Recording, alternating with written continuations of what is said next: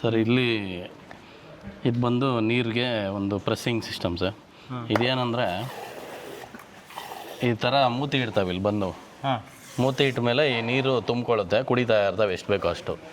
ನಾವು ಏನು ಮಾಡ್ತೀವಿ, ಬೆಳಗಿಂದ ಸಂಜೆವರೆಗೂ ಸಾಮಾನ್ಯವಾಗಿ ಹೊರಗಡೆ ನೀರು ಇಟ್ಟಿರ್ತೀವಿ, ಕುಡ್ಕೊಂಬಿಡ್ತೇವೆ. ರಾತ್ರಿ ಎಲ್ಲ ಕುಡಿಬೇಕಾತ ಅಥವಾ ಗೋವಿಗೆ ಯಾವಾಗ ಬೇಕೋ ಅದಕ್ಕೆ ನಮ್ಗೆ ಯಾವಾಗ ಬೇಕೋ ನಾವು ನೀರು ಕುಡಿತೀವಿ.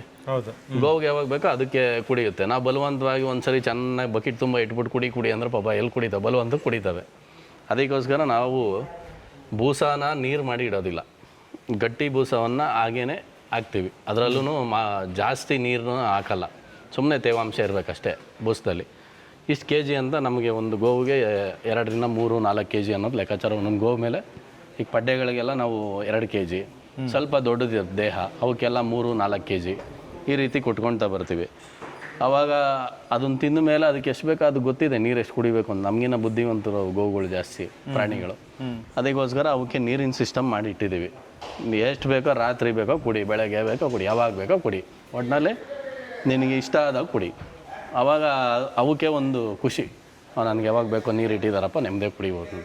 ಆ ಸಿಸ್ಟಮಲ್ಲಿ ಇದೊಂದು ಮಾಡಿದ್ದೀವಿ ಸರ್.